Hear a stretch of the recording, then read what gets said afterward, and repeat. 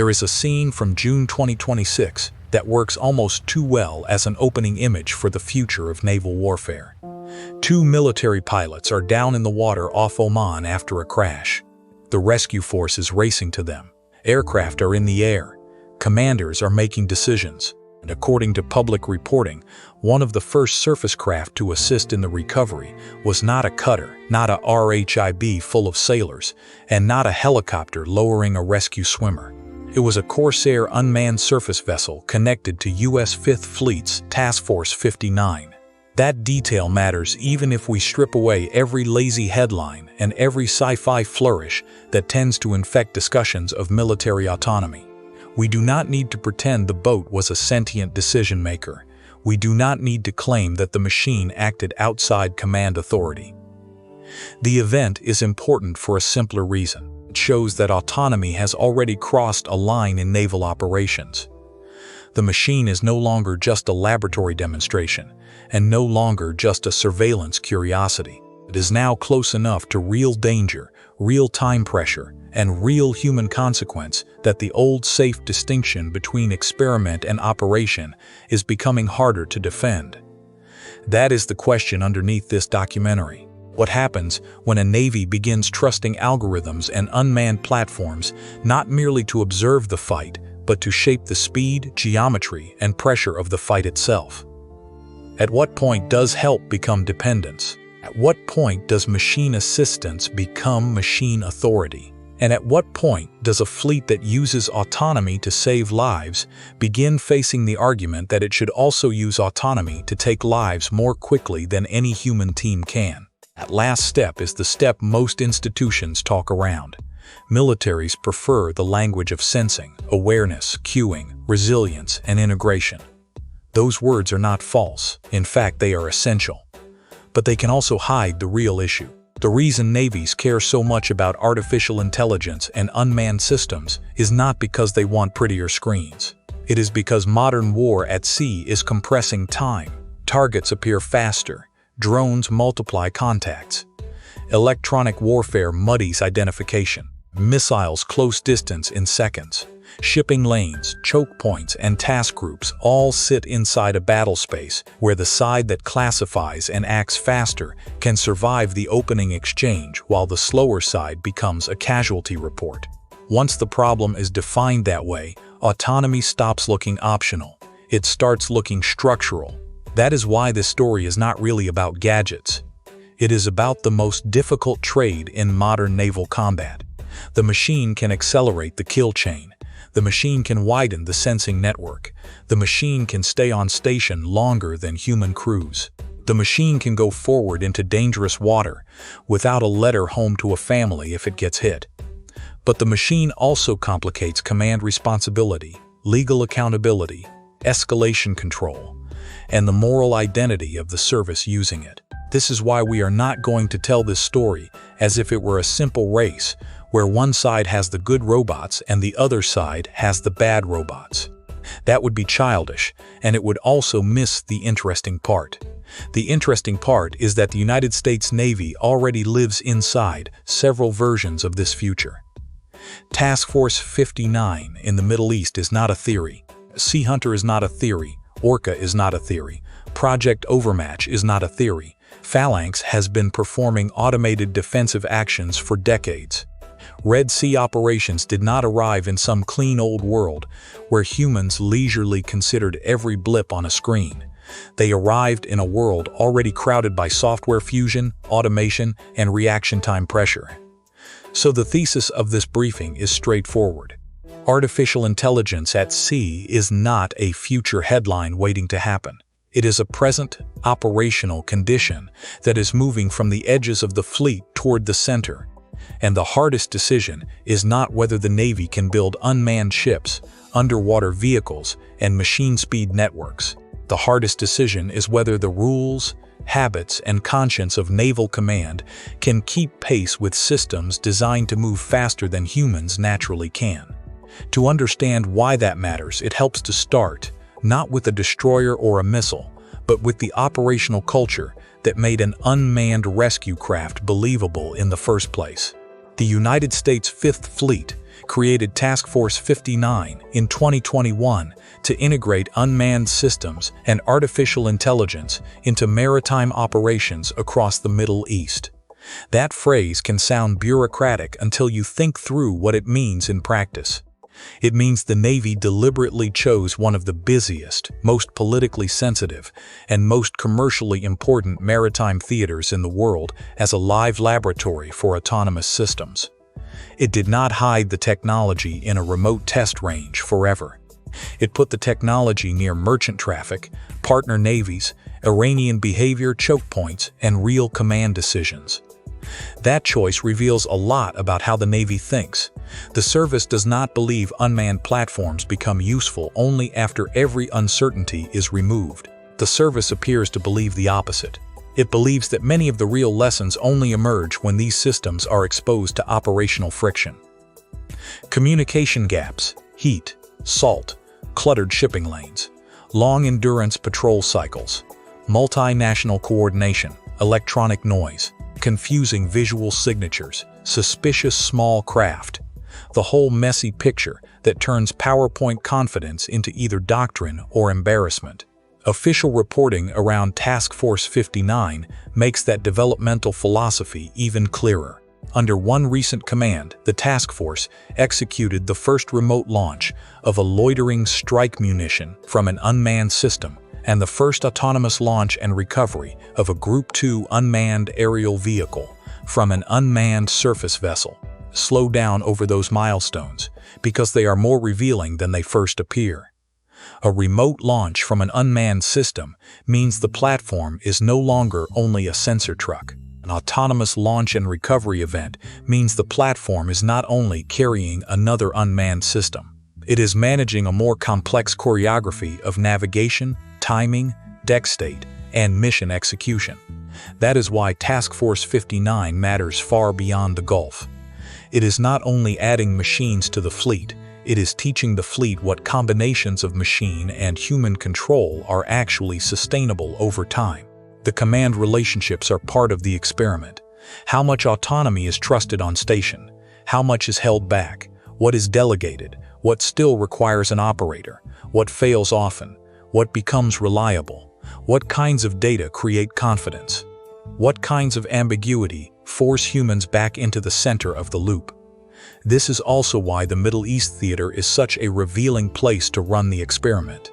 The waters around the Arabian Gulf, the Gulf of Oman, and nearby choke points are crowded, politically tense, and economically consequential.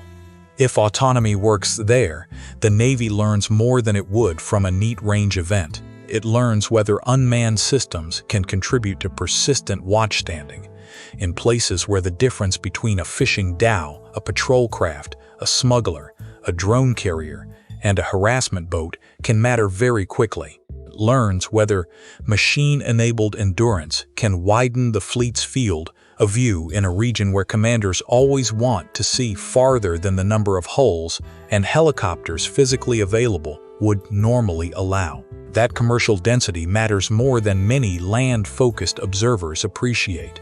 The sea is not an empty battlefield with a few labeled icons on it. It is often a mixed legal and operational environment where warships, oil tankers, container ships, local fishing craft, offshore service vessels, smugglers, coast guards, partner navies, and plane clutter occupy the same broad picture. One reason AI at sea feels different from AI on a closed test range is that the machine has to be useful in a world where most of what it sees may not be a lawful military target at all. That changes the importance of classification discipline. A system that helps separate ordinary merchant behavior from anomalous behavior can save enormous human effort. But a system that encourages a fleet to look at every irregular maneuver as a threat can poison judgment. In crowded maritime spaces, false certainty is dangerous in both directions. Underestimate the suspicious contact, and you may lose initiative. Overestimate it, and you may turn ordinary traffic into an international incident.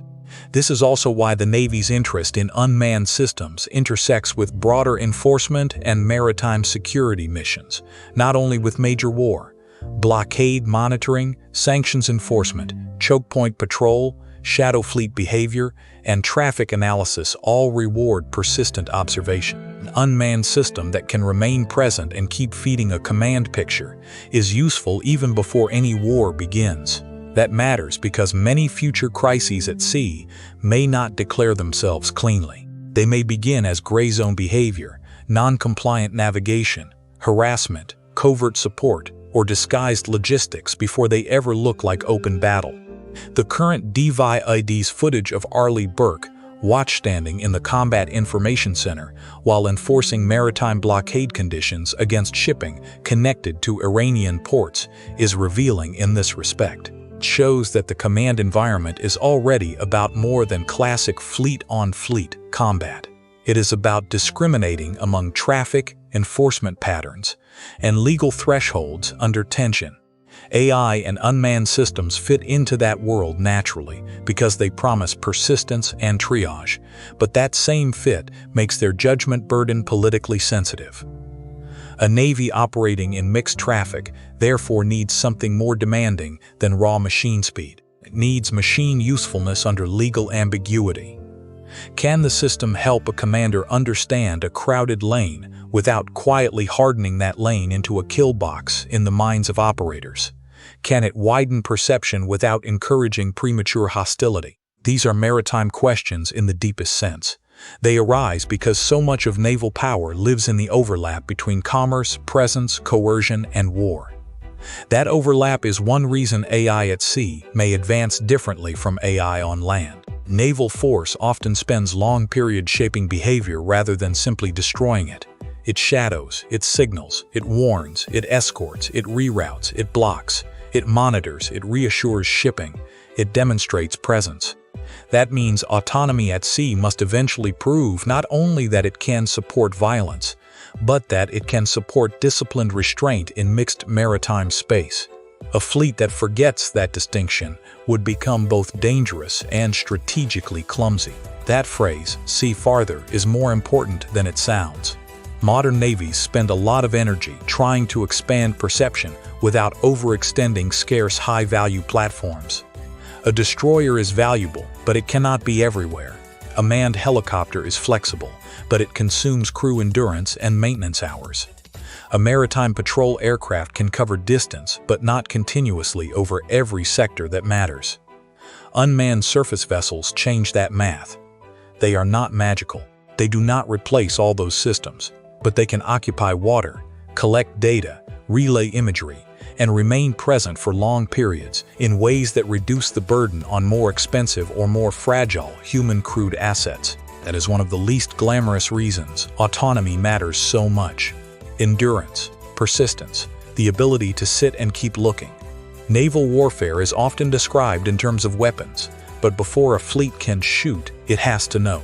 It has to know what is where, what changed, what is normal, what is not, which contact is linked to which network, what pattern might suggest harassment, and what emerging picture deserves the scarce attention of a commander.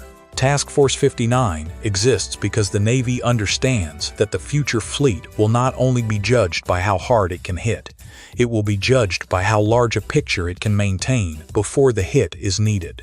That sounds abstract until you imagine the daily burden of maintaining a recognized maritime picture in a tense region. Cargo traffic is moving, fishing traffic is moving, partner navies are moving, patrol craft are moving, helicopters are checking sectors.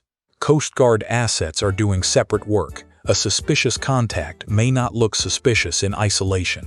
It becomes suspicious because it appeared in the wrong place twice, cut across a lane oddly, lingered without clear purpose, switched transponder behavior, or correlated with some other pattern a human team might only notice after hours of staring. Machine assistance is attractive because it can keep comparing, keep flagging, keep sorting, and keep noticing repetition without boredom. But this is also where operational trust is either earned or lost. A system that alerts too often becomes noise. A system that misses the one contact that matters becomes a joke told in bitter tones in the wardroom. A system that looks impressive in a briefing but cannot survive real communications friction becomes dead weight. That is why the history of Task Force 59 matters. The command did not just run short stunt events. It ran repeated operational experiments like Digital Horizon and follow-on unmanned exercises in the 5th Fleet area.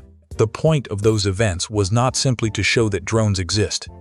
The point was to learn what happens when autonomous systems are asked to generate useful watchstanding value in a live region full of clutter and politics. Digital Horizon is particularly revealing, but because it involved a mix of unmanned systems, partner participation, and real command and control questions. Official reporting described tasks like building mesh networks, relaying imagery, and launching a UAV from a U.S. Coast Guard cutter. Those details matter because they show that autonomy at sea is not just about one clever vessel. It is about architecture. One platform extends another. One unmanned system relays for another. A small vehicle broadens the picture for a larger one. A cutter or destroyer becomes not only a patrol ship, but a node in a more distributed sensing web. That web changes the rhythm of command. In an older picture, the commanding officer and his immediate teams depended more heavily on the sensors, aircraft, and lookouts directly attached to their own unit or strike group. In a more distributed unmanned picture, the commander begins receiving a wider and more persistent river of machine-collected information. That is powerful. It is also dangerous. A wider river of data does not automatically produce clearer judgment. Sometimes it only creates the illusion of omniscience. The challenge shifts from finding any data at all to identifying what in the flood actually matters. This is why the rescue image from Oman is such a useful opening frame. It does not simply show that an unmanned platform can help in an emergency. It shows that the Navy is beginning to trust these systems in the emotionally serious parts of operations. Rescue is not a marketing slide.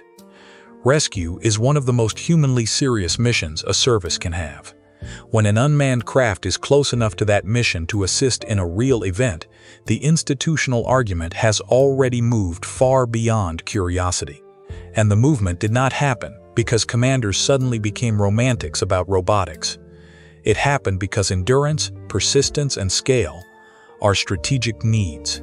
The United States cannot solve every maritime burden by putting more sailors on more expensive hulls and asking them to stare harder.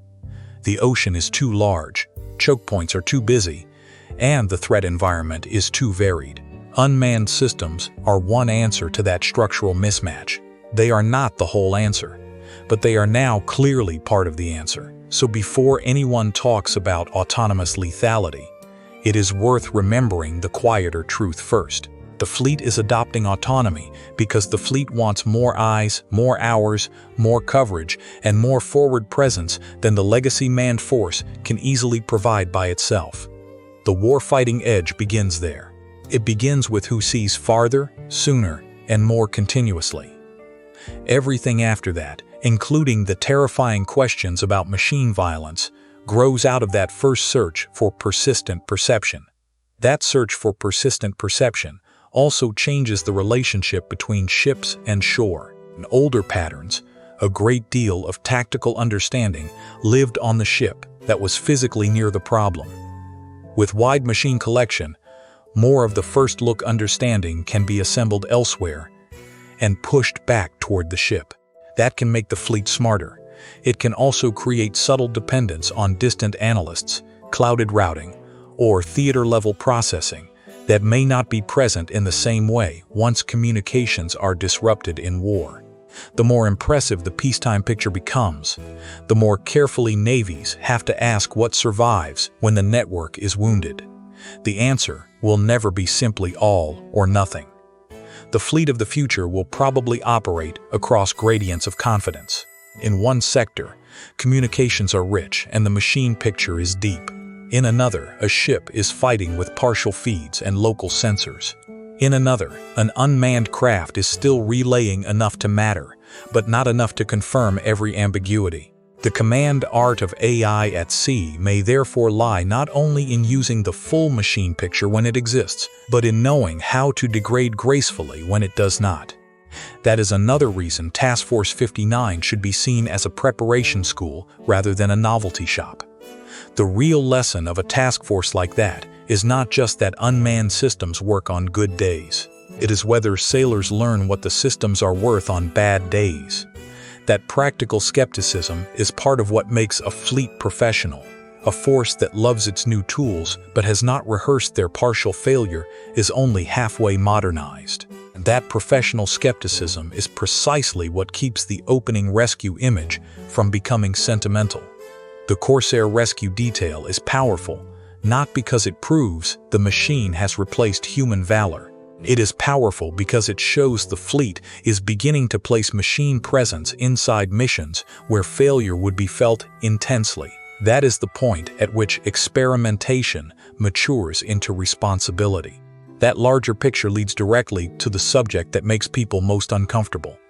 The kill chain. Detect, identify, decide, engage. Those words are simple enough that they can disguise how difficult each step has become. Detection used to be challenging mainly because ships and aircraft were harder to find. Now detection can be difficult because there may be too much to find. Sensors multiply raw contacts. Drones add persistent video. Electronic signals create noise. Civilian traffic mixes with military signatures. Cheap systems create clutter. The problem is not always blindness. Very often it is overload. Identification is no easier. It is one thing to recognize an object. It is another to classify it correctly, understand its intent, and decide whether it belongs to a chain of hostile behavior or merely shares a visual profile with something dangerous. The sea is full of ambiguity. One of the oldest truths in maritime operations is that ships can conceal purpose in plain sight. That is now colliding with a new truth. Software can move through probabilities much faster than a human watch team can. This is the part of the story where Project Overmatch enters. The official Navy description of Project Overmatch is about advanced digital technology and allied cooperation. That can sound sterile until you translate it into the language of warfighting. Overmatch is about taking sensors, platforms, networks, and decision spaces that once sat apart and forcing them closer together. The more integrated the picture becomes, the less time is spent asking where the data lives, and the more time is spent deciding what the data means. In theory, that makes a fleet more coherent. In practice, it also makes a fleet more dependent on software judgment about relevance, confidence, and priority. The February 2025 milestone with the Five Eyes arrangement matters because it shows that the Navy does not see this as a narrow national software project. It sees it as an allied way of fighting problem. That creates obvious advantages. Shared data, common pictures, faster coalition coordination, less manual relaying between national systems, but it also makes the dependence deeper. Once several partners begin trusting a fused picture, the reliability of the machine-assisted picture becomes strategically important in a way that isolated national displays were not. This is where modern naval combat starts pressing on the human bottleneck. People hear that phrase and often react as if it is an insult to sailors. It is not. It is a recognition of physics, attention, fatigue, and time compression. Humans are extraordinary at context, judgment, intuition, and restraint. But humans are limited in how many feeds they can parse at once, how fast they can compare tracks against libraries and recent behavior, and how long they can make sharp decisions under stress before exhaustion degrades performance. A fleet that tries to fight 2026 conditions with purely manual data handling is choosing slowness at the exact moment the battlefield is punishing it. That is why defensive autonomy has already become normal in ways that barely shock anyone anymore. The Navy's own fact file says the Mk-15 Phalanx automatically detects, evaluates, tracks, engages, and performs kill assessment against incoming anti-ship missiles and high-speed aircraft. That sentence is stunning if you stop treating it as background noise. The machine is not merely recommending. In the defensive mode that system was built for, the machine is acting because the time window is too short for leisurely debate. The cultural reason people tolerate that is also revealing. Phalanx is close in, last-ditch, and framed as ship self-defense under obvious attack. Its automation is accepted because the human purpose seems narrow and urgent. Now widen the lens. If a Navy accepts machine action in terminal defense because speed overwhelms human reaction time, what happens when the rest of the battle space begins to feel more like terminal defense? What happens when drones, sea-skimming missiles, electronic warfare, and sensor fusion make more and more tactical decisions feel as if they are living inside a short clock? That is the road from accepted automation to unsettling automation, not a dramatic ideological leap. Chain of operational arguments about time. There is a choke point version of the S problem that deserves special attention. In places like the Strait of Hormuz, the Bab el-Mandeb, or the Taiwan Strait, the fleet is not only trying to detect an incoming missile, it is trying to understand an environment where commercial passage, patrol behavior, escorts, decoys, and coercive signaling may all be happening at once. The kill chain in a choke point therefore begins earlier than people think. It begins with the machine deciding which contacts to elevate in a field full of non-combatant movement and partial threat indicators. That earlier beginning is strategically significant because it means autonomy can shape escalation before any trigger is pulled. A contact that the machine repeatedly elevates becomes psychologically important to the crew. A route the software marks as abnormal becomes a route the commander starts worrying about. A pattern the system learns to associate with harassment begins receiving more surveillance and perhaps more aggressive posture. In this sense, the machine influences not only weapons release, but the emotional contour of command attention. Navies will need to become very honest about that.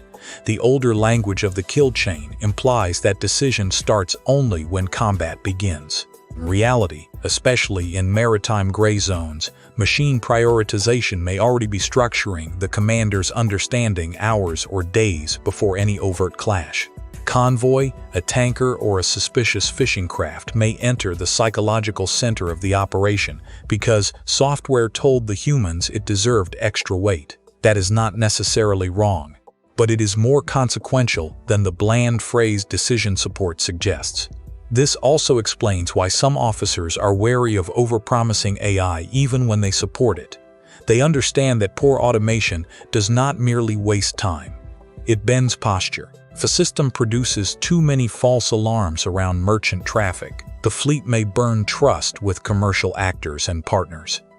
If it misses slow-building hostile patterns, the fleet may get caught flat-footed. The operational value of AI at sea therefore depends heavily on calibration, not just speed. Better fast than slow, yes, but only if fast remains meaningfully discriminating. That discriminating quality is what separates an autonomy architecture built for command from one built for theater. Theater loves dashboards that imply mastery. Command needs systems that survive ambiguity. The captain at sea is not interested in an artificial picture of certainty. He needs a machine partner that makes uncertainty more manageable without pretending to erase it. That is a much harder design problem, and it is one reason the autonomy conversation should always include operators, not only engineers and strategists. If the Navy gets that balance right, the machine helps preserve human judgment under compression. If it gets it wrong, the machine colonizes judgment by flooding the operator with persuasive but shallow certainty. That is the real danger zone. Not a robot suddenly deciding to rebel, but a command team gradually forgetting how much of its picture has been pre-arranged by software assumptions. To see why this argument bites so hard, picture a modern combat information center in darkness.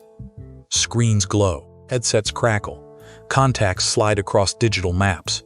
One system is reporting radar returns, another is folding in electronic support data, another is adding classification hints, another is displaying IFF behavior or the lack of it. A voice circuit is discussing a possible inbound threat, while another circuit is talking to aircraft and another to the bridge. The tactical action officer is not solving one puzzle. He is managing overlapping uncertainties with clocks attached to them. In that environment, the raw human virtues of courage and intelligence are not enough. Organization matters, display design matters, alert logic matters. recommendation logic matters. Whether the software groups 10 related warnings into one meaningful picture or explodes them into 40 disconnected symbols matters. Whether the machine is good at saying, "This is probably clutter, this is probably normal commercial behavior, and this one track deserves immediate human attention" matters. The fleet is not simply using machines because machines are fashionable. It is using machines because attention itself has become a scarce combat resource. That creates a new kind of danger, not only being too slow, but being too assisted in the wrong way. A machine that recommends poorly can bend human attention toward the wrong problem. A machine that assigns confidence too aggressively can cause a command team to treat a shaky classification as settled fact. A machine that is usually right can be more dangerous than a machine that is often wrong, because people learn to lean on it. The most serious risk in autonomy is often not total machine independence. It is the gradual human habit of over-trusting a tool that still carries blind spots. That is why the phrase "human in the loop" can become misleading when used lazily. The human may still technically be present, but the quality of presence matters. If the machine has already compressed the options, pre-ranked the contacts, color-coded the likelihoods, and declared urgency, the human may function less like an independent judge and more like a final signature step in a machine-structured sequence. That is the rubber stamp problem. The person still owns the decision on paper, yet the architecture of the decision may already belong mostly to the system. There is no easy escape from this. A slower architecture is not automatically more moral if slowness gets the ship hit. This is what makes the whole debate serious. Navies are not choosing between clean ethics and dirty efficiency. They are choosing among imperfect arrangements under pressure. Too little automation and the crew drowns in noise. Too much automation and the crew may no longer genuinely understand the judgment it is authorizing. The art is in finding a balance where the machine reduces overload without quietly seizing reasoning itself. Project Overmatch is important precisely because it sits in the middle of that balance problem. Better integrating can help commanders tremendously. A fused picture can stop watch teams from living inside disconnected sensor stovepipes. Coalition sharing can reduce delays and increase common understanding. The promise is real, but every integrated picture also carries hidden fragilities. Networks can be jammed, data can be spoofed, partners can classify the same behavior differently, software can correlate tracks incorrectly. A beautifully fused display is still a human-made artifact of assumptions and code. That means the future CIC is not only a room of operators, it is a room of operators plus data governance responsibilities. Who trusts which feed? Under what conditions does the crew downgrade automation confidence? When does the team revert to manual confirmation standards? What does battle damage do to the assumptions behind the fused picture? These are doctrinal questions as much as technical ones. The Navy is not merely buying a faster brain. It is redesigning the way shipboard judgment is assembled under stress.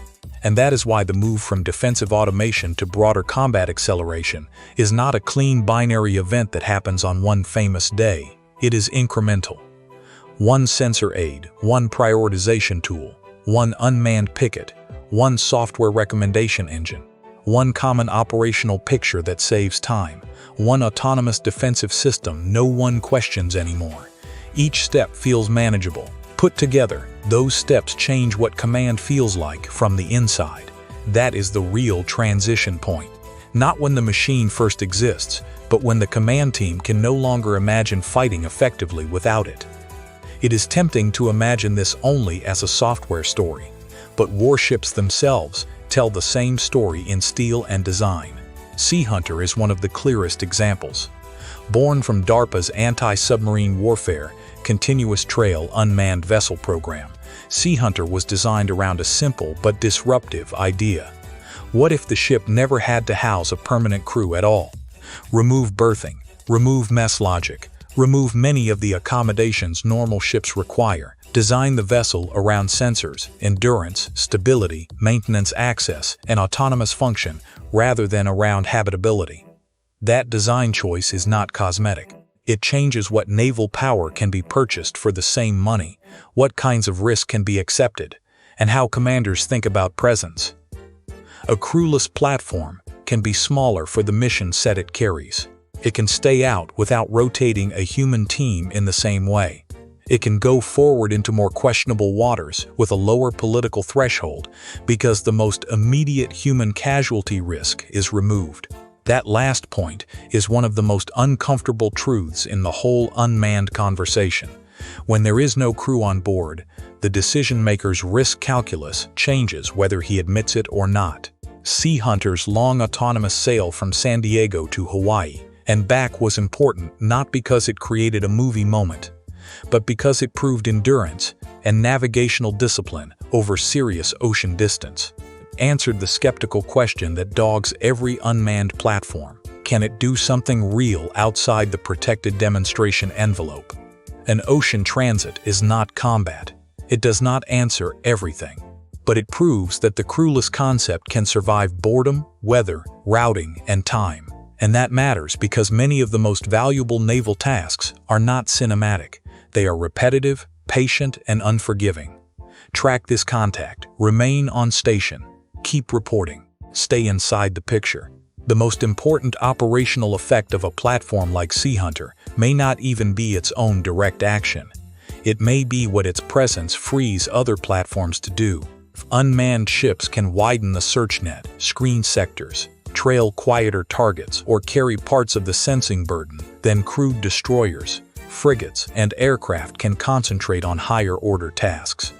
That is one reason the future fleet discussion is increasingly about a hybrid fleet rather than a total replacement fantasy.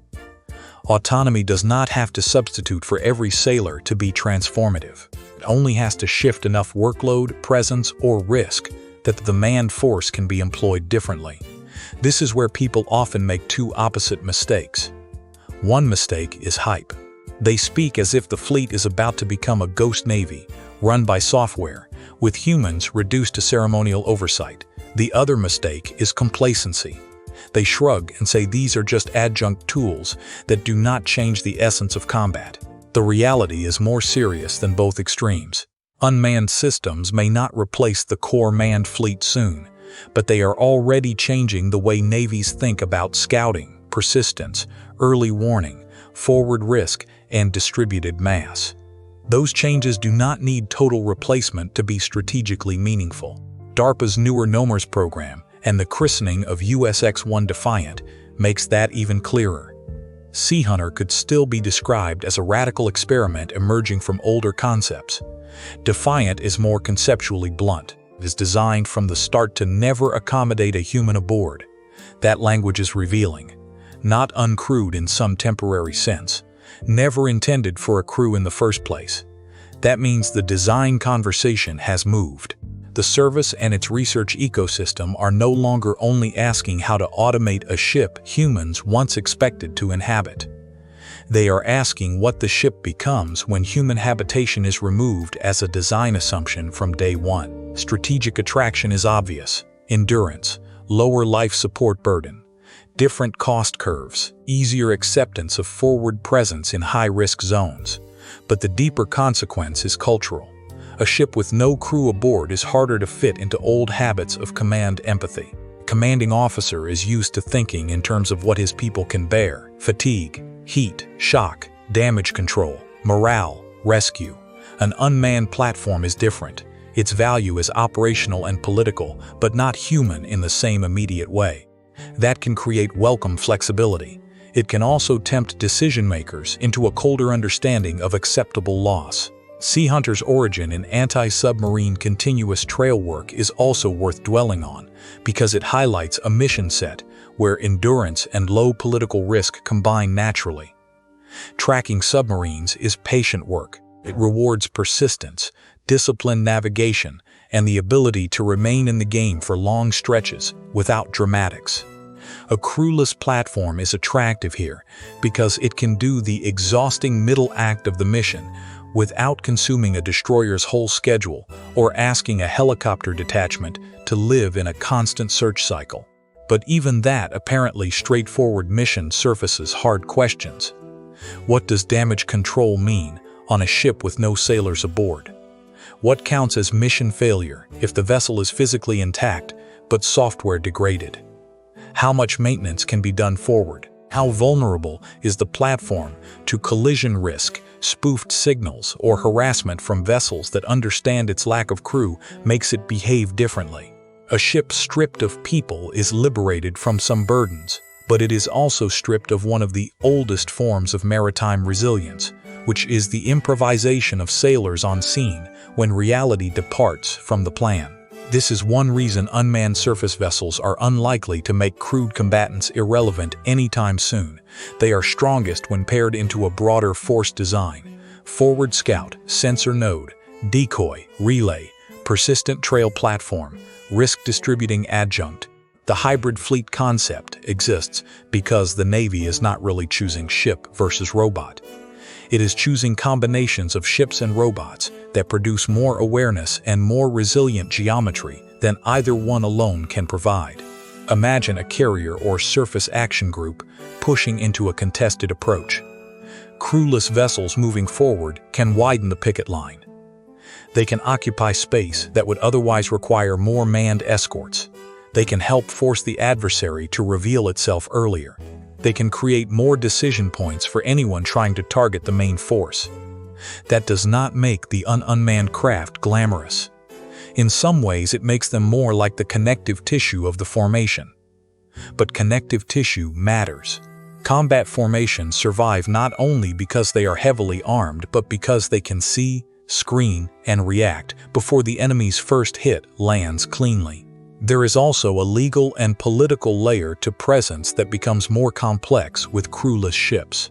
A crewed warship carries immediate symbols of sovereignty and human responsibility. A crewless platform still carries the flag in a different sense, but its encounter dynamics are stranger. If another state harasses it, boards it, interferes with it, or damages it, is the political meaning identical to doing the same to a crewed combatant? Sometimes yes. Sometimes perhaps not in public perception. Adversaries may try to exploit that ambiguity in gray zone competition. They may test unmanned craft precisely because the response latter feels less predictable. That possibility should make commanders both excited and cautious. Excited because unmanned craft give them options for wider presence and lower immediate risk to life. Cautious because the very absence of crew can tempt competitors into riskier interference, creating incidents that sit awkwardly between peacetime harassment and wartime attack. The machine does not simplify statecraft. It often makes statecraft more ambiguous. This is why the crewless future is best understood not as a cleaner version of traditional sea power, but as a more distributed and psychologically complex version of it. The unmanned vessel changes how far forward a navy can push, how long it can stay, how many separate nodes it can maintain, and how commanders think about loss.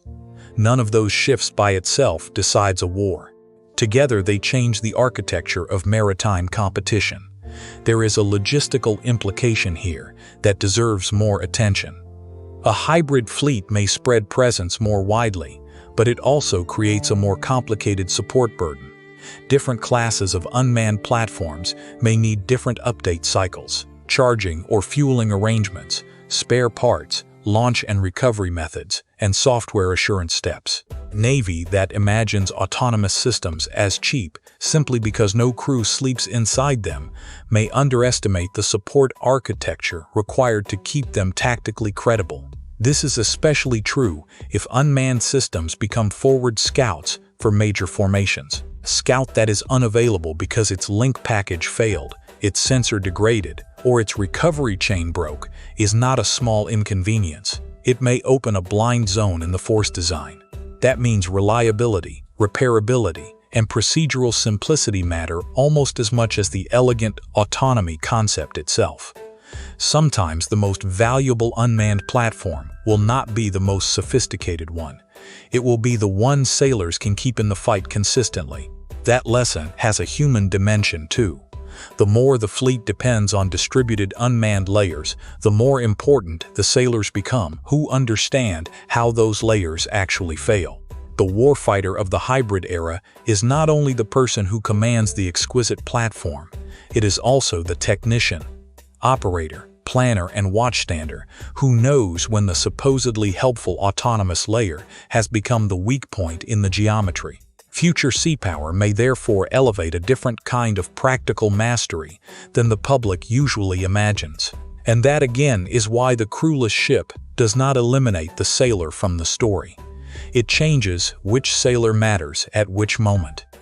The visible crew on the flagship may shrink in one sense, but the invisible human infrastructure of trust, testing, and support around the unmanned layer grows in importance.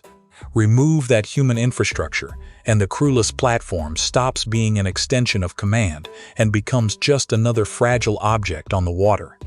If the surface story is unsettling, the undersea story is worse. Because underwater, autonomy is not just about convenience. It is often about necessity. Radio does not behave underwater the way it behaves in air.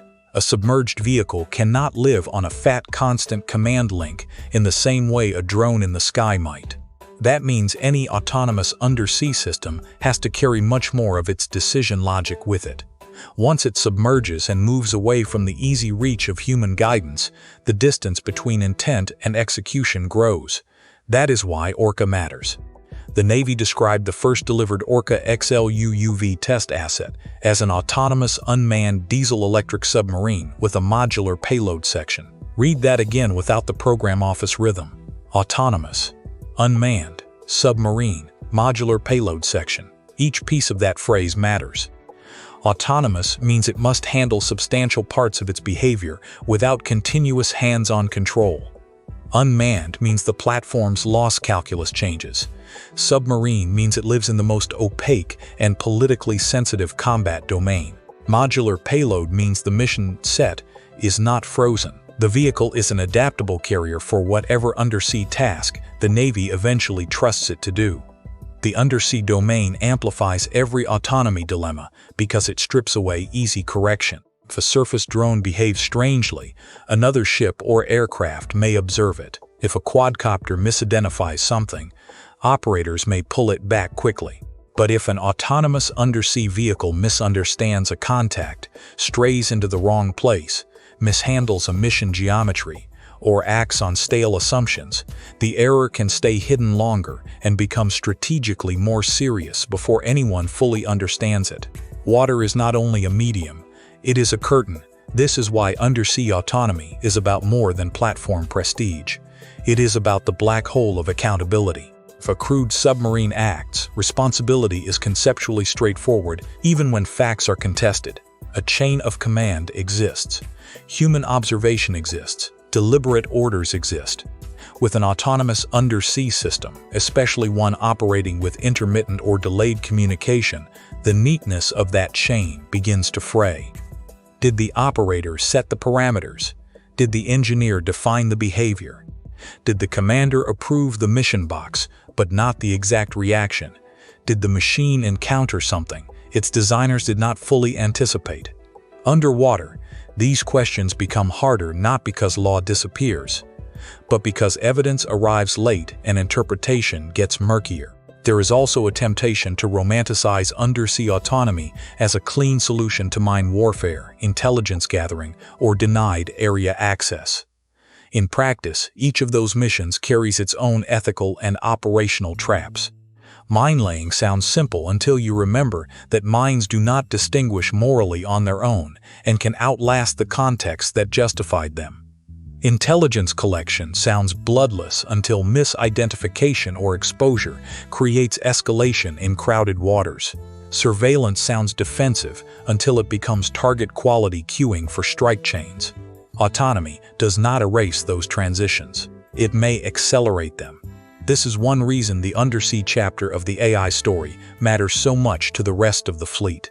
It reveals what happens when command intent must be translated into machine behavior before the platform vanishes from convenient supervision. In the air or on the surface, the human can still imagine intervening. Underwater, intervention often gives way to prior instruction.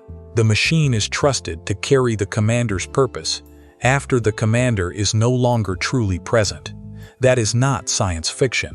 That is the operational meaning of autonomy when the environment itself resists conversation. The communication problem is central here, and it deserves plain language. Water is hostile to fast, rich, reliable communication. Acoustic methods exist, but bandwidth is limited, delay is real, and the operational environment can distort or degrade what is sent and received. That means an undersea vehicle cannot simply live as a submerged joystick for a remote operator. It has to navigate, avoid hazards, manage power, interpret mission rules, and continue acting even when the human conversation drops to a whisper or disappears for a time. That communication poverty is exactly what makes undersea autonomy operationally attractive and morally difficult. It is attractive because it allows missions that would otherwise demand a submarine or accept severe limits. It is difficult because the further the vehicle operates from real-time oversight, the more responsibility shifts toward advanced instruction, software behavior, and mission design. The commander still owns the mission, but the way that ownership is expressed becomes less conversational and more architectural. Orca's modular payload framing matters in this context because modularity means the same core autonomy stack may support different strategic behaviors over time. One payload may support sensing, another may support mine-related tasks, another may support communications or other undersea effects. Modularity is operationally efficient. It is also ethically important because the more flexible the host platform becomes, the more critical it is to define what kinds of delegated machine behavior are acceptable for each mission type. A navigation autonomy problem is not morally identical to a target-related autonomy problem. Underwater classification is also harder than people outside naval warfare often assume. Contacts can be noisy, partial, masked, or deceptive. Environmental conditions matter. Civilian traffic, infrastructure, marine life, bottom clutter, and other signatures complicate interpretation. A machine trained to sort patterns can be enormously helpful here, especially across long, dull stretches where humans fatigue. But the penalty for false certainty can be severe. Misreading a cable, a research platform, a non-combatant vessel, or a neutral pattern in a tense region could have strategic consequences out of all proportion to the size of the vehicle involved. Mine warfare makes the point even sharper. The Navy's embrace of unmanned mine countermeasure systems shows how natural the autonomy argument becomes when the mission is dirty, repetitive, and dangerous.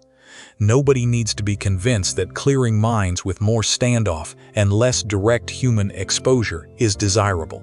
But the same logic also shows why mines remain one of the most psychologically powerful tools in maritime conflict. A cheap, patient, partly hidden threat can freeze movement and multiply fear. Undersea autonomy, therefore, lives at the intersection of two strong ideas at once.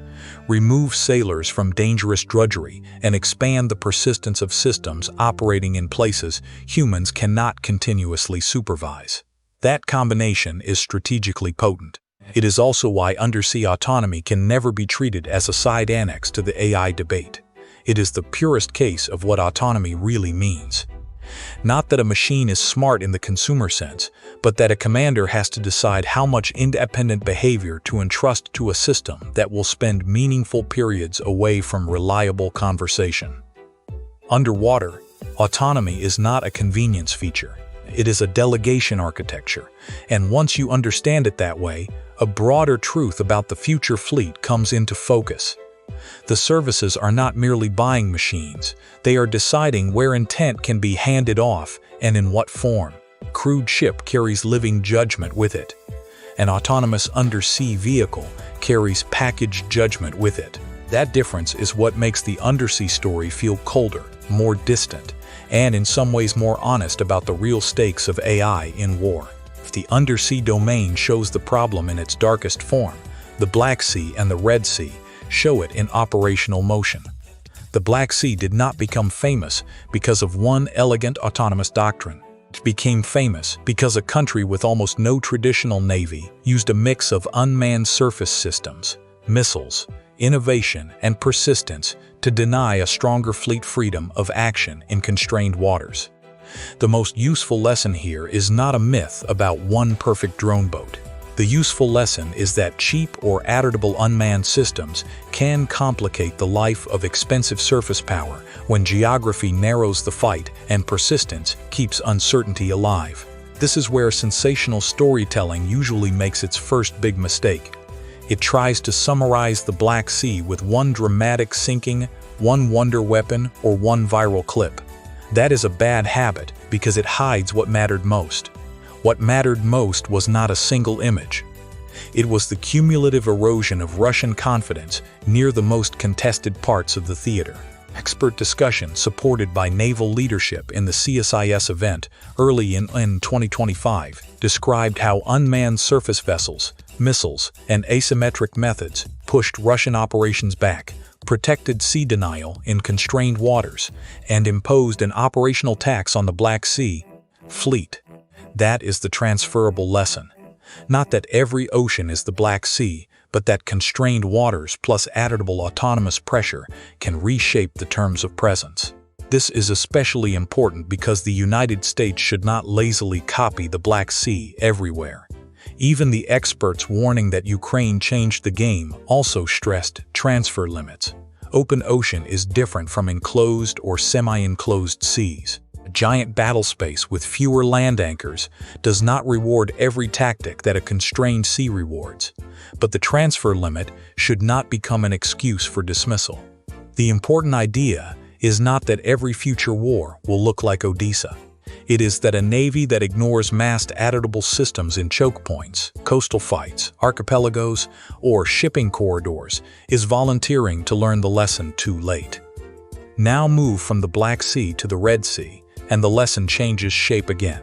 The Red Sea chapter is not mainly about unmanned boats charging at anchored fleets. It is about the exhausting defensive burden imposed by a persistent stream of drones and missiles. Carrier groups, destroyers, aircraft, and watch teams are forced into a grind of sensing, classifying, intercepting, rearming, and remaining ready for the next wave or next suspicious contact. In that environment, the value of software, automation, and machine-supported sorting becomes brutally obvious. Human crews can do extraordinary work, but a constant high-tempo threat environment punishes every manual delay. The Red Sea also exposes the economics of autonomy in a way bureaucracies hate to admit. Cheap, adaptable systems can coerce expensive, exquisite, and heavily manned systems into constant high-alert posture. That does not mean the cheap systems win by default. Very often they do not. But they do force the defender to spend attention, magazine depth, maintenance time, and command bandwidth. In that sense, autonomy is not only a tactical question, it is a cost imposition strategy.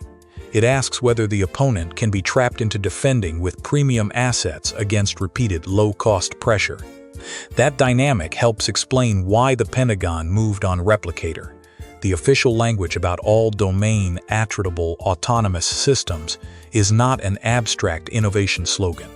It is a strategic answer to a mass problem. If the United States and its partners face opponents who can generate scale, clutter, and cheap danger faster than the old acquisition system can respond, then autonomy becomes one of the few available ways to restore favorable economics. Not because machines are inherently superior to humans, but because massed low-cost systems change the arithmetic of presence and defense.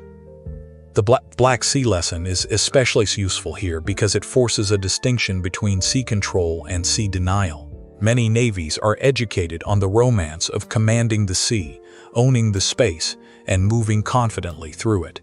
Ukraine's maritime experience instead emphasizes how much strategic value can come from simply making key waters too dangerous for the stronger fleet to use comfortably.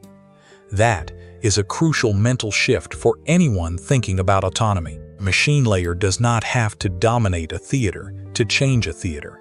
It may only need to keep the adversary hesitant, displaced, or repeatedly defensive.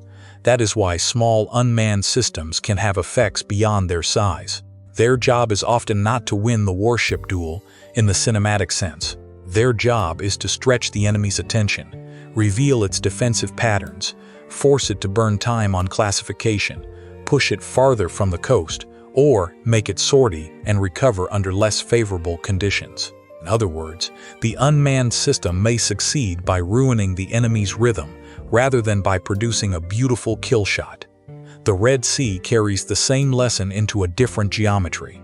A warship on defensive duty against persistent missile and drone threats is not only spending interceptors, it is spending mental stamina. Radar operators, tactical teams, helicopter detachments, bridge officers, intelligence watch teams, and maintainers are all living inside a cycle of alerts, checks, and action stations.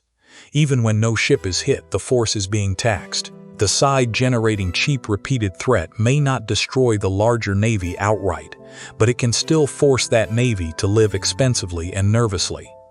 This is one reason autonomy and electronic warfare belong in the same sentence so often now. A large part of the contest is not only kinetic, it is informational. Can the defenders tell real threats from clutter quickly enough? Can the attackers hide among clutter or create false problems that drain attention? Can either side jam, spoof, blind, or saturate the systems the other depends on? Once unmanned platforms and software sit at the center of the picture, electronic disruption is no longer a secondary nuisance. It becomes one of the main methods by which confidence in machine-aided decision-making is either preserved or shattered. Replicator makes sense in that light. It is not simply a procurement scheme for more drones. It is a recognition that future conflict may reward the side that can generate acceptable autonomous mass more quickly, repair and iterate its systems more rapidly, and force the opponent to face too many simultaneous low-cost dilemmas. The initiative is therefore a quiet admission. The old model of a small number of exquisite platforms doing all the meaningful work is under pressure. But the answer cannot just be quantity for its own sake. A pile of cheap autonomous systems without integration, doctrine, and trusted control architecture is only a different kind of waste. That is why the Red Sea and Black Sea lessons point in two directions at once. Yes, quantity matters. Yes, attritable systems matter. But coherence matters too. The side that can combine cheap systems with good data flow, good operator trust, and disciplined tactical concepts gains much more than the side that merely floods the water with gadgets. This is where the human role remains central even in the mass autonomy future. Someone has to decide what the mass is for. Is it a decoy cloud, a picket line, a scouting web, a strike screen, a mine clearance pattern, a choke point denial layer? Machines can multiply presence, but they do not create strategic intent by themselves. If a navy cannot explain clearly what behavior it wants its autonomous mass to impose on the enemy, then scale becomes noise rather than power. That is perhaps the sharpest operational summary of the whole middle section of this documentary. The point of autonomy at sea is not to imitate human presence perfectly. It is to create new forms of pressure, persistence, and distributed action that a purely manned fleet struggles to sustain at scale. Where that works, the battle space changes. Where it fails, the fleet learns that software cannot substitute for thought. Another reason the Black Sea and Red Sea chapters matter is that they show autonomy changing not just tactics, but expectations. Once commanders see that cheap or attritable systems can impose real operational dilemmas, they begin planning with those dilemmas in mind on both sides of the equation. Defenders start asking how to build more distributed pickets and cheaper outer layers. Attackers start asking how to overwhelm, spoof, or saturate those layers. The technology does not stand still because one side demonstrated it once. It immediately becomes part of a tactical conversation that evolves in reaction. That makes complacency especially dangerous. A navy cannot assume that today's autonomous edge will remain tomorrow's edge. Once the logic of low-cost distributed pressure is proven, competitors will adapt. They will bring more counter-drone tactics, more deceptive signatures, more link attack, more electronic masking, more cheap mass of their own. In other words, autonomy at sea is not a destination where one side arrives and dominates. It is a competition in continuous adaptation. This is another quiet reason why machine-supported learning loops matter.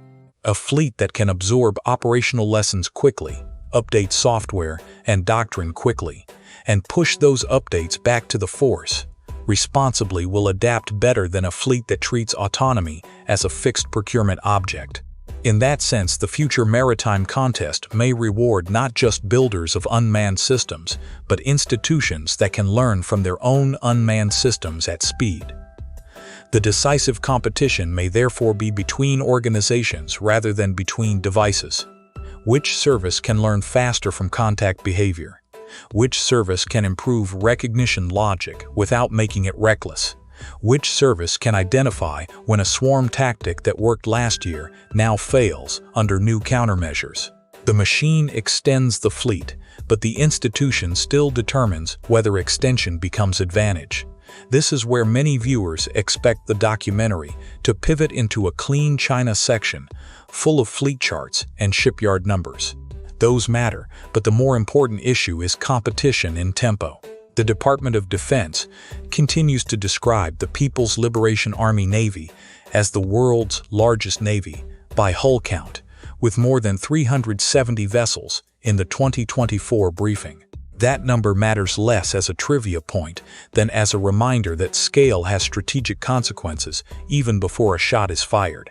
A larger fleet, backed by vast industrial capacity and a doctrine willing to integrate machine assistance aggressively, creates pressure on every slower institution opposing it. One way to see that pressure clearly is to imagine what autonomy means in a chokepoint fight against a large fleet. A navy with more hulls can already thicken the picture simply through physical presence. Add unmanned systems, target decoys, scouting webs, and machine speed classification, and the opposing commander faces a denser decision field even before weapons exchange begins. The challenge is not only how to sink ships, it is how to sort the real operational center of gravity from the surrounding cloud of support craft, screens, false signatures, and unmanned auxiliaries. That is why the autonomy competition cannot be reduced to a simple comparison of who has the smartest algorithm. It is also about who can generate more tactically useful ambiguity for the other side. A fleet that can fill the battle space with distributed sensors, semi-autonomous screeners, persistent surveillance craft, and machine-aided command nodes makes the enemy's perception problem harder. Maritime conflict, making the other side uncertain about what truly matters, can be as valuable as sheer firepower. The Taiwan Strait is often invoked here because it combines all the worst ingredients from the American perspective: constrained water, heavy surveillance, rapid missile timelines, a large nearby opponent, dense political stakes, commercial traffic concerns, potential allied involvement. In such a fight, the side that builds a broader and more resilient machine-enabled picture may not only shoot faster, it may understand the geometry of the fight faster, which can be even more important in the first hours. This is one reason the future hybrid fleet discussion should not be treated as some distant budget fantasy. It is a response to battle space design. A hybrid fleet promises more sensing nodes, more forward presence, more decoys, more trail assets, and more ways to complicate the enemy's scouting. If the United States fails to build that layer while a peer competitor does, then the exquisite crewed fleet risks becoming too visible, too precious, and too alone. Yet a hybrid fleet can also become brittle if it is only numerically hybrid rather than doctrinally hybrid. More unmanned assets do not automatically equal more coherent combat power. If their roles are fuzzy, if their authorities are inconsistent, if their data is mistrusted, or if communications assumptions fail under fire, then the force becomes more crowded without becoming more effective. Quantity without command clarity is just a different form of confusion. That is why the Chinese challenge should push not only procurement, but honesty. The United States needs to know where autonomy actually provides strategic leverage, and where it simply adds complexity. It needs to know which missions tolerate more machine delegation and which do not. It needs to know how coalition partners fit into that logic. Above all, it needs to know that the autonomy race is not won by claiming the future rhetorically. It is won by building organizations that can absorb the future without losing command coherence. This is also where the American discussion about a hybrid fleet becomes more than futurist branding. When senior naval leaders talk about operationalizing robotic and autonomous systems and building a hybrid fleet into the 1940s, rather than waiting for some distant perfect future, they are acknowledging a hard truth. The United States is unlikely to solve the coming maritime competition by simply buying a small number of exquisite crewed platforms and hoping training alone outruns mass. It needs presence, sensing, and risk distribution at scales that are hard to reach through traditional manning models alone. That does not mean copying China organizationally or morally. It means recognizing what competition looks like when both sides are trying to solve different versions of the same problem. How do you see first? How do you classify faster? How do you place more assets forward without exposing too many sailors? How do you keep your network coherent under pressure? How do you keep the opponent defending too many angles at once?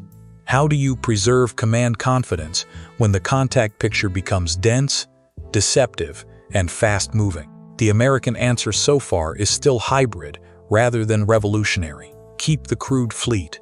Expand the machine layer around it. Use Project Overmatch to tighten the data picture. Use Project 33 to push proven robotic and autonomous systems into warfighter hands faster. Develop specialist communities who actually know how to operate, maintain, and trust the systems. Those may sound like incremental steps, but together they point toward a major cultural shift. The Navy is moving autonomy out of the innovation corner and into the readiness conversation. That is a bigger change than any single vehicle launch. China's importance in this discussion is not only numerical, it is doctrinal and industrial.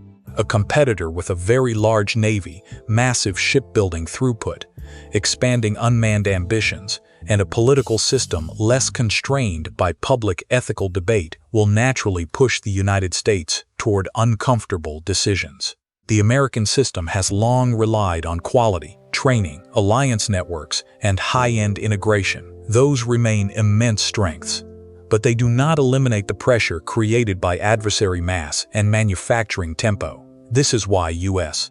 naval leaders have stopped treating autonomous systems as something to be perfected in the distance. The newer official rhetoric is about operationalizing them. That word matters. It means moving beyond prototypes that impress visitors and towards systems that sailors actually use, critique, sustain, and fold into deployment logic. A technology is not operationalized just because it exists. It is operationalized when watch teams rely on it, maintenance systems account for it, legal reviews cover it, and tactics assume its presence. The Five Eyes angle is part of that operationalization story. Coalition naval warfare has always been both a strength and a complication for the United States. Allies multiply legitimacy, geography, and capability, but they also multiply interfaces and coordination problems. A project like Overmatch, if it works as intended, tries to reduce those frictions. It imagines a coalition that can move information, cues, and shared awareness more rapidly across national boundaries. In a machine-speed conflict that could be decisive. In a degraded environment, it could also be fragile. The same integration that empowers allies can create new dependencies among them. China, by contrast, forces the U.S. Navy to think about how much distributed presence it needs in a fight that could involve huge maritime spaces and at the same time constricted tactical areas like the Taiwan Strait, island chains, and contested approaches. Purely crewed solution to that geometry is expensive and finite. A hybrid solution promises more nodes, wider sensing, and more tactical uncertainty for the opponent. That is the strategic appeal. But hybrid force design also changes command burdens. Strike group commander in the future may not only command ships, aircraft, and submarines in the familiar sense. He may command clouds of attached or affiliated unmanned surface vessels, undersea vehicles, relay drones or decoy systems, each with different authorities, communication limits, and mission rules. In theory, that increases flexibility. In practice, it also increases the need for disciplined doctrine. The more distributed the force becomes, the more dangerous fuzzy command logic becomes. This is one reason the autonomy race is organizational before it is cinematic. Which navy can absorb new systems without confusing itself? Which navy can train operators to trust and challenge the tools correctly? Which navy can evolve tactics quickly enough that the machines do not remain isolated novelties? Which navy can integrate autonomy into logistics, maintenance, and legal review instead of only into press releases? Those are not glamorous questions. They are the questions that decide whether innovation becomes combat power. For the United States, the challenge is sharpened by its own strengths. A service used to exacting safety standards, alliance obligations, legal review, and complex platform integration often moves more deliberately than a service less constrained by those norms. Deliberation can be a virtue. It can also become a liability if it turns into permanent hesitation while rivals normalize new operating methods. The answer cannot be to throw standards away. The answer has to be to make responsible adaptation faster than it has been. That is why the competition with China matters even in the chapters that do not explicitly mention China. Task Force 59 matters partly because it is teaching the Navy how to integrate unmanned systems in a real maritime theater now. Project Overmatch matters partly because machine speed coalition awareness may be essential later. Sea Hunter and Orca matter partly because they shift assumptions about endurance and risk. Replicator matters because mass cannot be wished away. Every one of these strands is really part of one larger preparation argument about future conflict with a capable peer. And yet, this is exactly where the moral question becomes unavoidable, because operational success and ethical clarity do not scale together automatically. A navy can become better at machine-assisted warfare faster than it becomes comfortable describing the moral boundaries of machine-assisted warfare. In fact, the better the systems work, the stronger the temptation to postpone the hard philosophical argument becomes. People tell themselves they can settle the ethics later because the operational gain feels urgent now. History suggests that is usually when institutions discover they have already made the ethical decision through habit before they ever properly announced it. Phalanx is the perfect illustration. The reason Phalanx alarms almost no one in normal discussion is that its role appears bounded. Incoming threat, last line of defense, ship survival. The human-approved envelope seems obvious, but once that kind of automation is normalized, the next argument arrives quickly. If automated action is acceptable when humans lack time to react to incoming missiles, what about unmanned screening vessels that automatically classify threatening small craft and hand off cues? What about collaborative drones that prioritize tracks for engagement? What about loitering munitions launched from unmanned platforms where the human sets the mission parameters but not every terminal micro decision? Each step seems smaller than the last when viewed in isolation. That is how major doctrinal shifts often happen. This is why the legal and moral debate around lethal autonomous weapons has so much heat and so little resolution. On one side, there are states, scholars, and officers who fear that delegating lethal decisions to machines will hollow out accountability, lower the threshold for force, and create escalation paths too fast for human correction. On the other side are those who look at missile timelines, swarm dynamics, saturated sensor pictures, and peer competition, and conclude that some degree of machine compression is not merely acceptable, but necessary to survive. Between those positions sits a phrase everybody uses and almost nobody defines cleanly under combat stress: meaningful human control.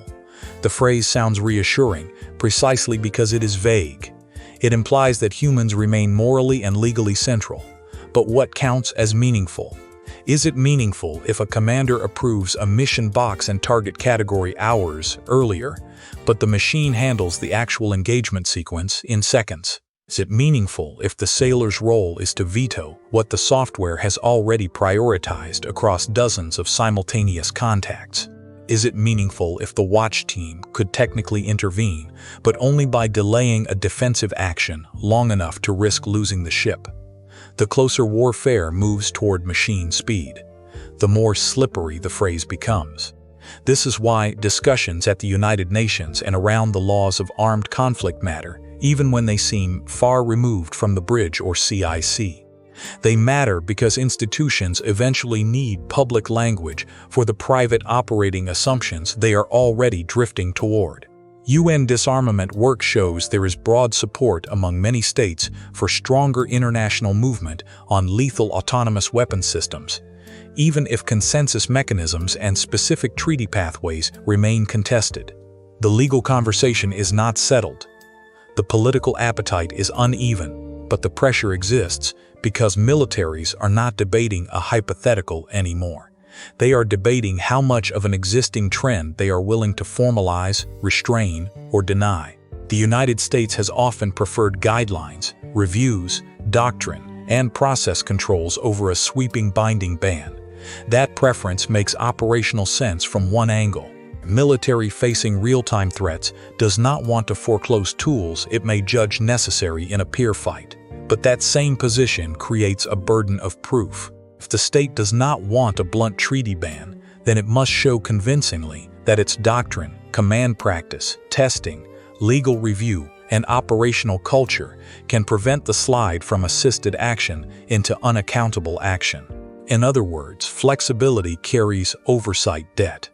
Oversight debt is a useful phrase here because it captures something militaries often resist admitting. Every time a service gains operational advantage from a less transparent or more autonomous system, it incurs an obligation to build stronger review mechanisms around that gain. If it does not, the technology quietly outruns the institution. This is not only a moral problem, it is a command problem. Unreviewed autonomy can create surprises for the very commanders who think they are benefiting from it. Some of the hardest review questions are mundane. What test scenarios were used? What kinds of clutter or deception were included? How was degraded connectivity simulated? How does the system signal uncertainty to operators? What happens if the machine's recommendations conflict with one another or with raw observation? How are operators trained to challenge it? These are not glamorous hearing room lines, but they may determine whether meaningful human control exists in practice or only in policy memos. A future naval AI doctrine that wants to be taken seriously will probably need something like a hierarchy of delegation. Some functions are clearly automatable and already normalized. Some functions may be automatable only under tight conditions. Some functions may require persistent human confirmation no matter how urgent the timeline. The Navy may not publish those categories in a neat public list, but internally it will need equivalents if it wants commanders to know where responsibility truly rests. That hierarchy will also need to account for mission context. A defensive last-ditch system, protecting a ship from a sea-skimming missile, lives in a different ethical world from an unmanned platform searching a gray zone shipping lane for a target pattern that might justify offensive action. The technical question might sound similar because both involve classification and response. The moral and legal setting is not similar at all. One protects the ship from an obvious immediate attack. The other helps define what counts as threat in a mixed environment. Lumping them together under the generic label AI is one of the easiest ways to think badly. This is another reason the public debate often feels unsatisfying. Activists sometimes speak as if one ban can solve every relevant problem. Operators sometimes speak as if operational necessity dissolves every meaningful distinction. Neither view is adequate. The real work lies in precisely the place both sides often dislike: slow, detailed differentiation between mission types, failure modes, authorities, and accountabilities. That work is not inspiring television, but it is how a Navy keeps itself from drifting into self-deception. That may be the most honest, moral summary of all.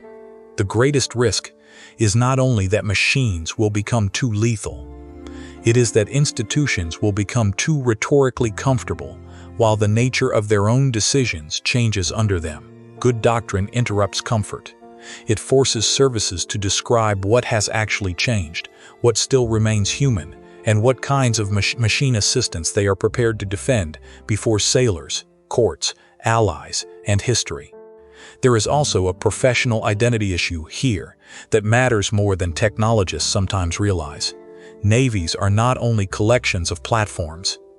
They are moral communities shaped by command responsibility. The phrase "captain" goes down with the ship is old, partly because it encodes something deeper than personal courage. It encodes accountability. A commander answers for his vessel, his people, and his actions. Autonomy does not erase that tradition, but it strains its familiar shape. What exactly does it mean to command a vehicle no one inhabits? What does it mean to be responsible for a machine's engagement behavior when that behavior unfolds within parameters, probability estimates, and software logic the commander did not personally code and may not fully inspect in real time? These questions are not arguments against autonomy. They are arguments against lazy autonomy. There is a difference. A serious Navy can absolutely conclude that robotic and autonomous systems are operationally necessary and still insist that command responsibility be redesigned rather than hand-waved away. In fact, the credibility of the whole enterprise may depend on doing exactly that. The more the service asks operators to trust the systems, the more it must invest in explainability, training, failure drills, after-action transparency, and doctrines that specify not only what the machine may do, but what the human must still own. One way to understand the accountability problem is to imagine the aftermath of a contested engagement involving several layers of software support. Contact was detected by one sensor, prioritized by another tool, fused into a higher confidence track by a third, handed across a network by a fourth, and presented to a watch team through an interface designed by a separate contractor. The mission profile had been approved in advance, the rules of engagement had legal review, the commander had delegated certain responses under time pressure. Then something goes wrong. Neutral or misidentified object is engaged, or a hostile pattern is wrongly dismissed until too late. Who exactly answers for the error? In older command narratives, the answer felt more legible. Human perception, human order, human action. In machine-assisted conflict, the answer becomes layered. The commander still owns the mission. The operator still owns professional judgment. But software design, training assumptions, test datasets, interface logic, and system certification all influence the result in ways that cannot honestly be reduced to one finger on one button. That does not make accountability impossible. It makes accountability more distributed and therefore harder to explain cleanly after the fact. This matters because war at sea often unfolds under ambiguity even before autonomy complicates it. Contacts can be deceptive. Civilian traffic can intermix with military behavior. Adversaries can manipulate signatures intentionally. Electronic attack can create false pictures or partial pictures. If software is heavily involved in sorting the environment, then adversaries will naturally try to manipulate not only human attention, but machine confidence. Spoof the classification logic, feed the system clutter, force the network to privilege the wrong anomaly, create enough false urgency that the watch team begins to rely even more heavily on automation simply to cope. That possibility should shape ethics debates more than it often does. The question is not only whether a perfectly functioning machine may be entrusted with too much lethality. The question is also whether a stressed, deceived, spoofed, or only partly functioning machine may still be granted too much deference by a human chain trying to keep up. Real war is not a laboratory benchmark. Systems fail, degrade, or behave oddly under pressure. A doctrine that sounds acceptable only when everything performs cleanly is not a robust doctrine. This is where terms like distinction, proportionality, and precaution from the law of armed conflict return with operational bite rather than legal abstraction. Distinction asks whether the force can reliably tell combatant from non-combatant or legitimate military object from protected object. Proportionality asks whether the expected military gain justifies the collateral risk. Precaution asks what reasonable steps were taken to reduce unnecessary harm. None of those principles disappears because software is involved. If anything, they become harder to satisfy convincingly when decision support is spread across opaque systems and compressed timelines. That is why auditability may become one of the most important moral features of future naval AI. Even though it sounds boring next to autonomy itself, can the system keep a recoverable logic trail? Can commanders review why a recommendation emerged? Can operators understand what confidence levels meant at the time? Can testers show how the tool behaved under degraded conditions before deployment? Can after-action investigations reconstruct what the machine influenced, rather than simply noting that software was somewhere in the chain?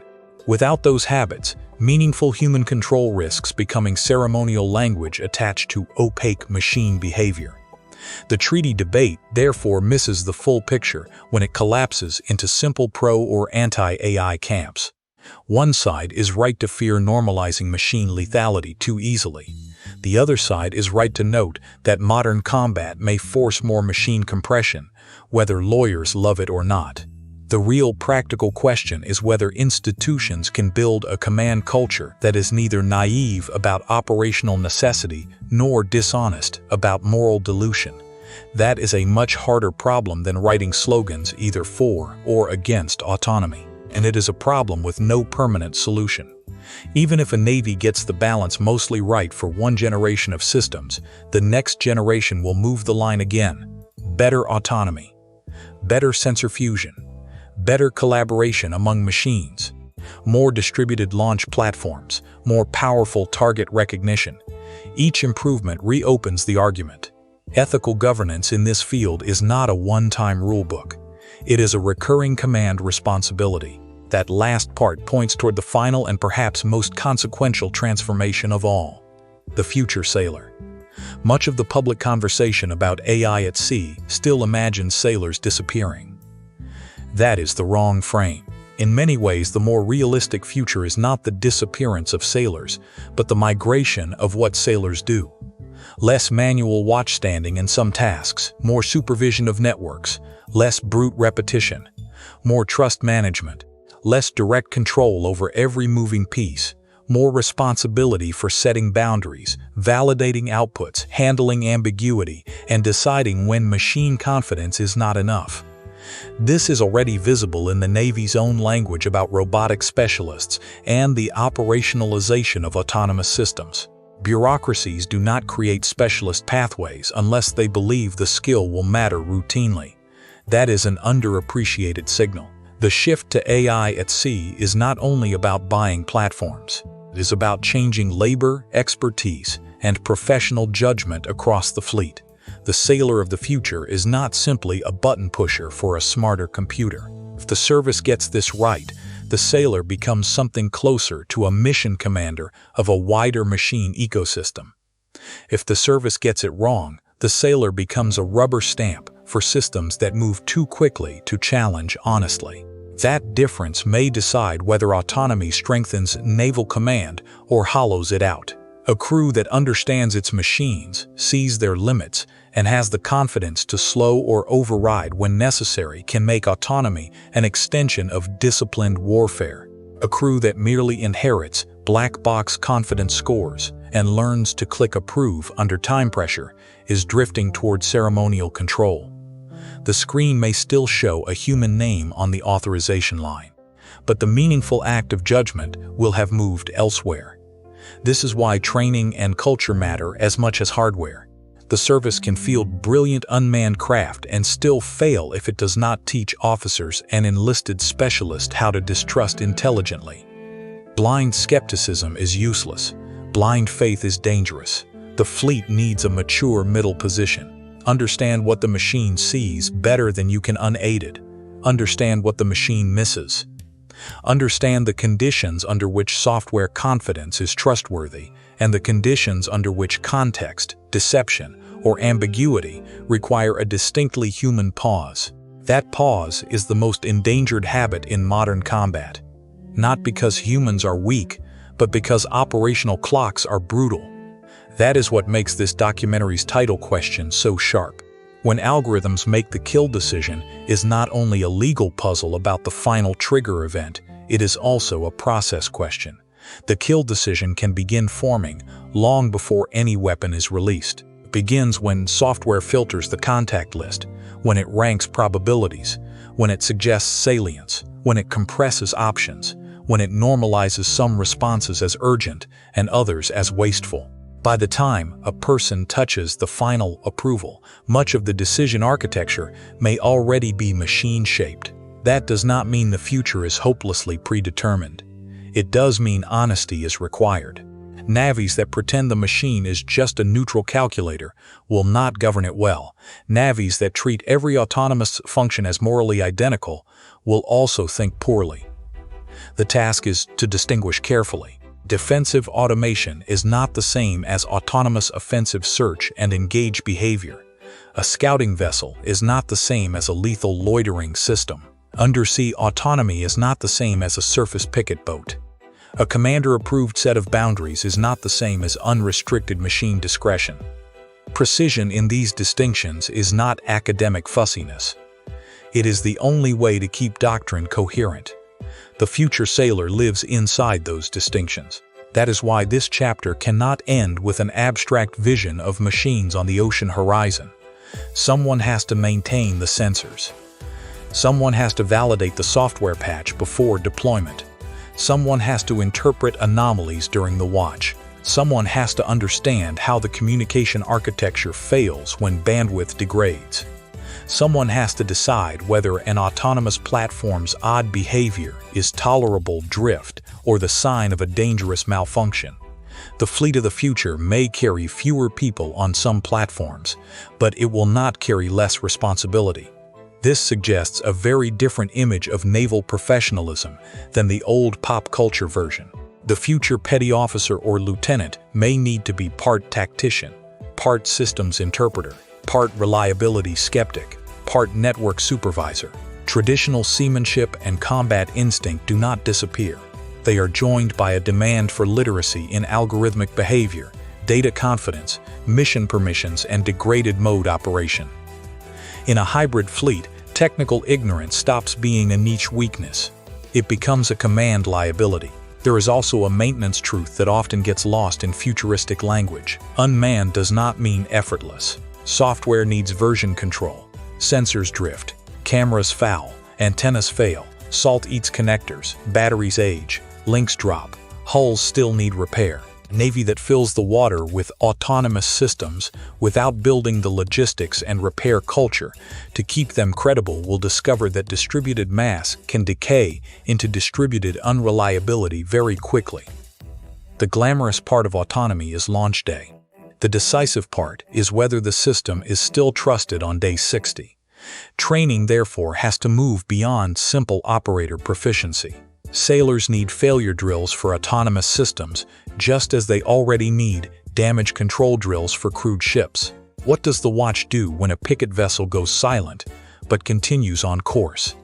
What happens when the fused picture disagrees sharply with the raw feeds?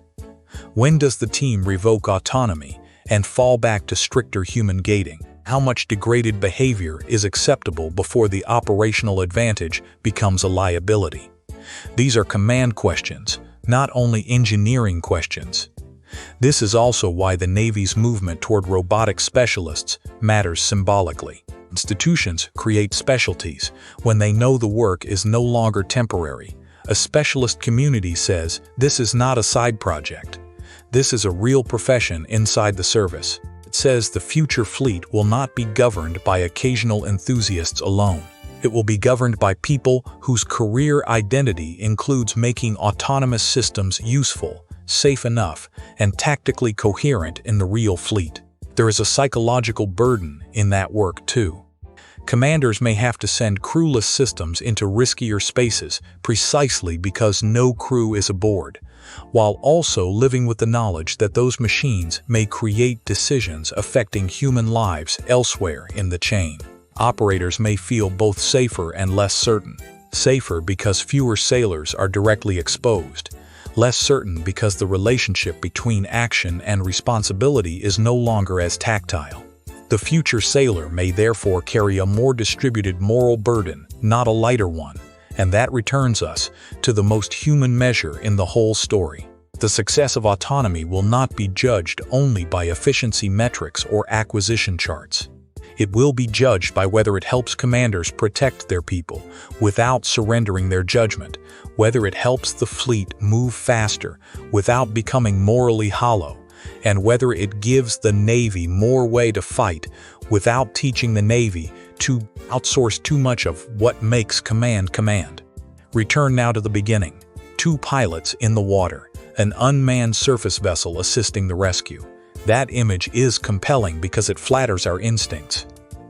We want the machine there.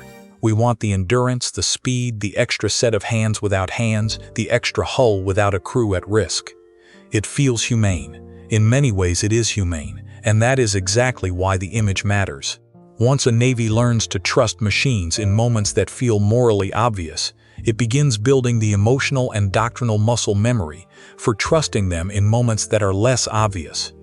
That is the real story of AI at sea. Not that the fleet woke up one morning and decided to hand war over to software. The real story is slower and more believable. It is a chain of operational needs, better sensing, longer presence, faster fusion, more distributed risk, lower cost mass, tighter defense, more survivable scouting, more coherent allied pictures.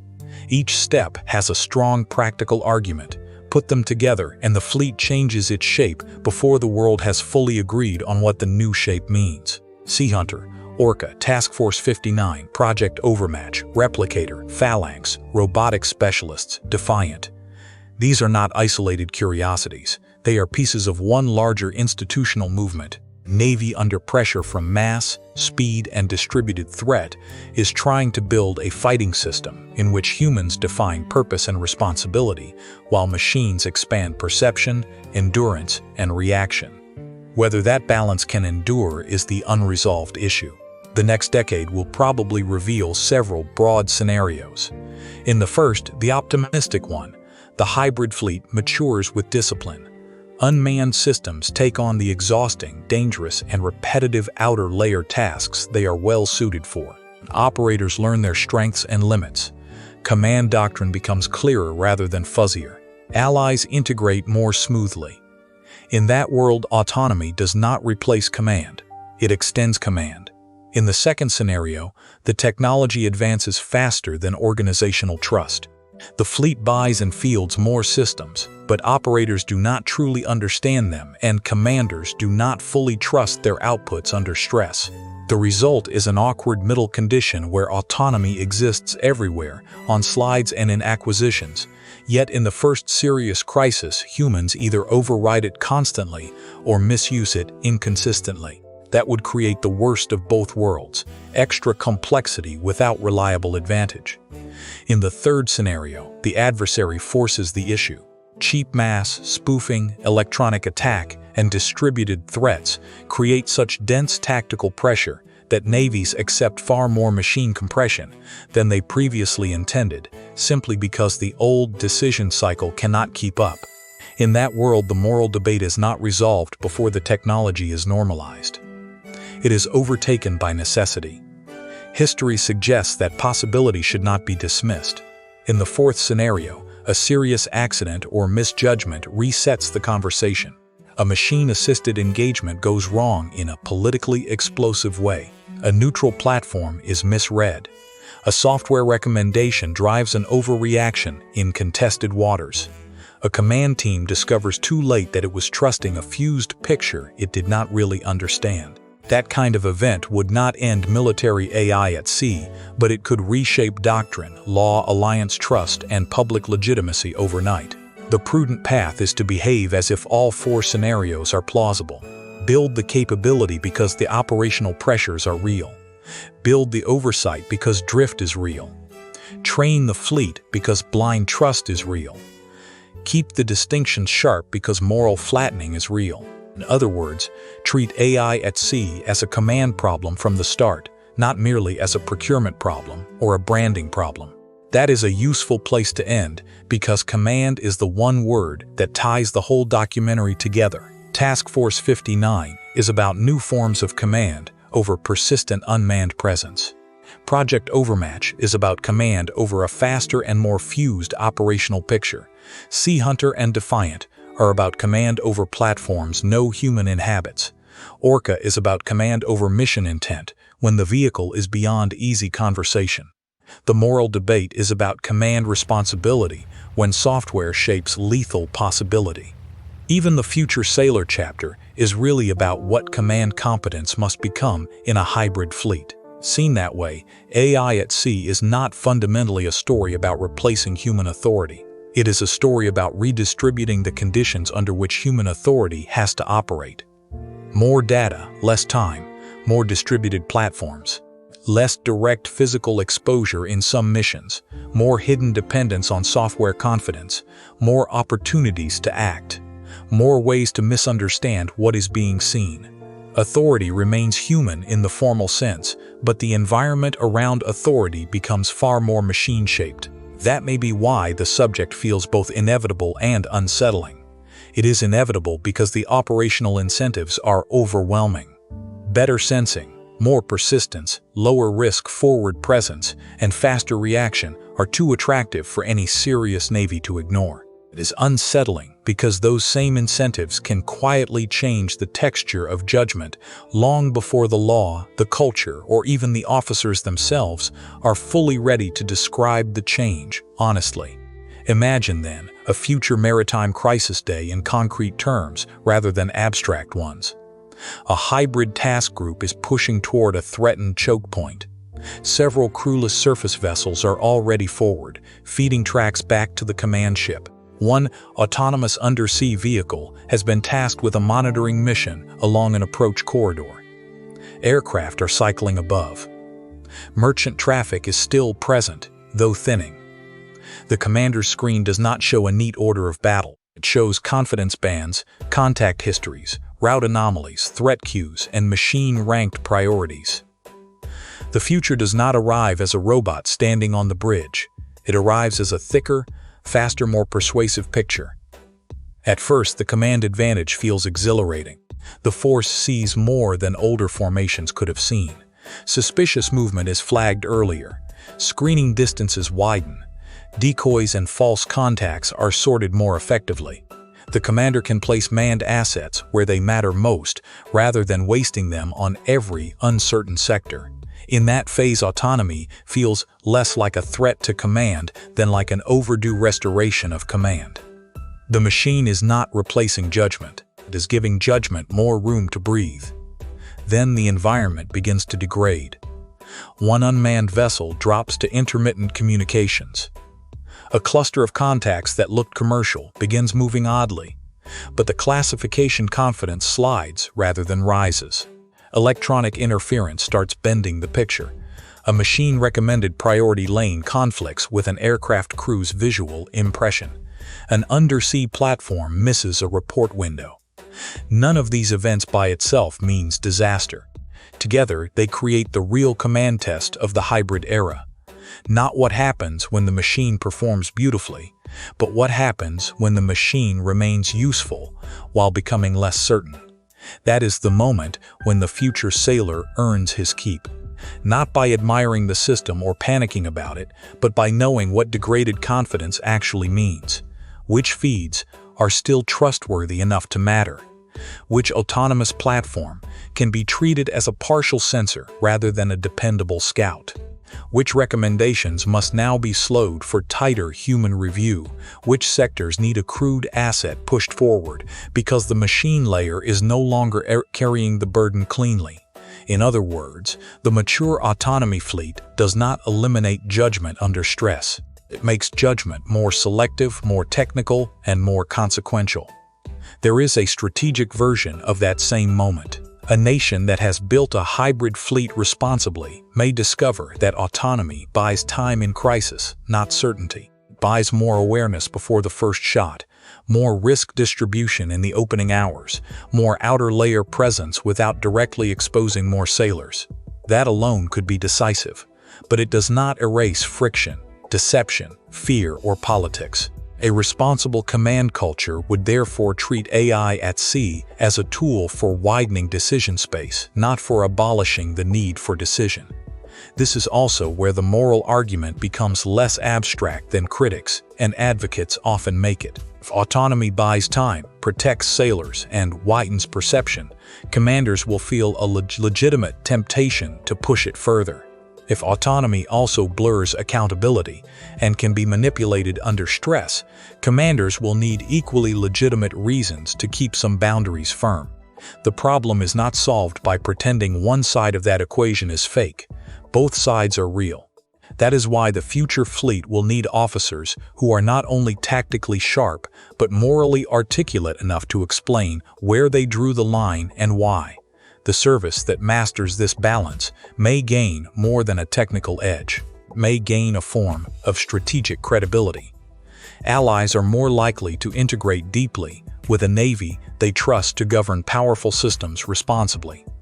Commercial shipping is more likely to accept the presence of maritime security forces that demonstrate disciplined discrimination. Domestic publics are more likely to tolerate expensive and unsettling military innovation when they believe the people in command have not surrendered their moral vocabulary to engineers and contractors. That credibility will matter most in exactly the kinds of crises modern navies are most likely to face first.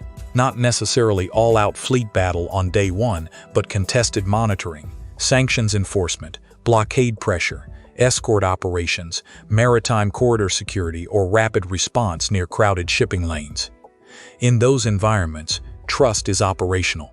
A partner nation deciding whether to share data, a merchant master deciding whether to accept an escort pattern, and an allied commander deciding whether to plug into a common picture are all making judgments about whether the system is both capable and governable.